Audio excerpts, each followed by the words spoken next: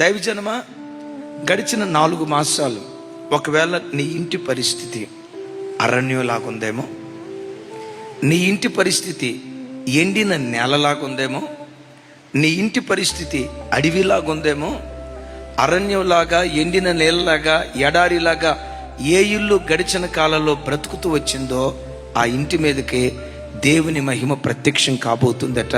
మన దేవుని తేజస్సు ఆ గుడారాలను దర్శించబోతుందట. గడిచిన 4 మాసాల్లో దిక్కు తోచని స్థితి. ఎటు వెళ్ళాలి?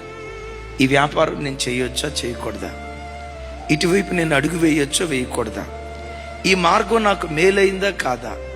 హాగరు అరణ్యంలో దిక్కుతోచని స్థితిలో ఎటు వెళ్ళాలో గజిబిజి గందరగోళంలో గడిచిన 4 మాసాలు అరణ్యపు అనుభవం లాంటి స్థితిలో ఒకవేళ నువ్వు ఉన్నావేమో, హృదయపు లోతులో నుంచి మాట చెప్తున్నాను. నిశ్చయంగా దేవుని మహిమ దర్శించి యెహోవా తేజస్సుని ఆవరించి ఇదే సరైన మార్గం, ఈ మార్గంలో నువ్వు బయలుదేరి వెళ్ళని నా దేవుడు దిక్కుతోచని స్థితిలో ఉన్న నీకు చక్కటి మార్గాన్ని నా దేవుడు చూపించబోతున్నాడు.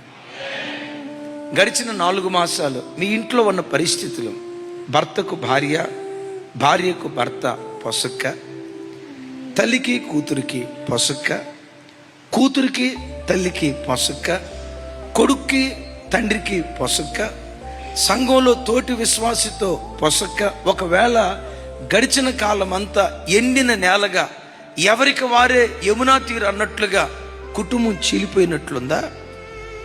ఎవరికి వారు విడిపోయినట్లుగా ఉన్నారా? ఒకరి మనసులు ఒకరి కలవకుండా ఎండిన నేల ఎలా చీలిపోతుందో కుటుంబం కూడా గుంపులు గుంపులుగా, సంఘంలో కూడా గుంపులు గుంపులుగా ఎవరికి వారు చీలిపోయినట్లున్నారా? యేసు నామం పేరిట ఎడారి లాంటి నీ జీవితంలో, నెర్రలుగా చీలిపోయిన నీ బ్రతుకులో యెహోవా మహిమ దర్శించి, మన దేవుని తేజస్సు దర్శించి విడిపోయిన ప్రతి కుటుంబాన్ని నా దేవుడు కలుపునుగాక. చీలిపోయిన ప్రతి సంసారాన్ని దేవుడు అతికించునుగాక. ఏక మనసుతో దేవుడు నిలవబెట్టునుగాక. గడిచిన 4 మాసాల్లో ఏ కుటుంబమైనా చీలిపోయినట్లుగా అనిపించిందా? కుటుంబాల్లో సఖ్యత లేక ఎవరికి వారే మొక్కలుగా విడిపోయిన పరిస్థితి అయిపోయిందా? యేసు నామం పేరిట ఈ మే మాసంలో దేవుని మహిమ మిమ్మల్ని దర్శించి విడిపోయిన ప్రతి కుటుంబాన్ని నా దేవుడు కలుపునుగాక. దూరమైపోయిన భార్యాభర్తలను దేవుడు ఐక్యపరచునుగాక.